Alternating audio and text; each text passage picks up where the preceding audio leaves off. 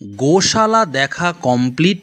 এবার আমরা উঠে পড়লাম এই সেই গরুর গাড়ি, আর এই গরুর গাড়িতে চেপেই আমরা ব্যাক করব মেন মন্দিরের দিকে।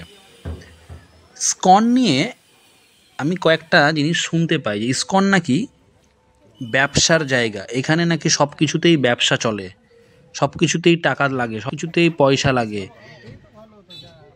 আমি তাদের জন্য বলছি যারা এই ধরনের কথাগুলো বলো, তোমরা একটু ভেবে দেখো এই এত বড় ইন্টারন্যাশনাল লেভেলের একটা অর্গানাইজেশনকে চালাতে গেলে কতটা টাকার দরকার। হোক না একটু ব্যবসা, কি আছে তাতে, তো ভালো। সনাতন ধর্মটাকে ইন্টারন্যাশনাল লেভেলে, গ্লোবাল লেভেলে প্রচার তো এই একটা মাত্র সংস্থাই করতে পেরেছে সনাতন ধর্মের। অন্য কোনো অনেক তো আশ্রম আছে, মঠ আছে, এত বৃহৎ আকারে এত বড় লেভেলে করতে পেরেছে কোনো সংস্থা? হরে কৃষ্ণ হরে নাম, বিদেশিরাও আজকে আমাদের সনাতন ধর্মে কনভার্ট হয়েছে, তাদের মুখেও আজকে হরে কৃষ্ণ হরে নাম, ভগবান শ্রীকৃষ্ণের বাণী তারা শুনে হরে কৃষ্ণ হরে নাম করে, হরিনাম কীর্তন করে। এটা তো একমাত্র ইস্কনই পেরেছে।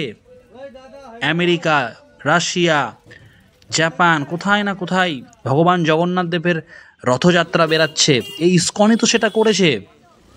তো হোক না একটু ব্যবসা, যদি সনাতন ধর্মের উন্নতি হয় একটু হোক ব্যবসা, অসুবিধে নেই তো। কিছু কিছু সময় এত বড় অর্গানাইজেশন চালাতে গেলে ব্যবসা লাগে, পয়সা লাগে, এরকম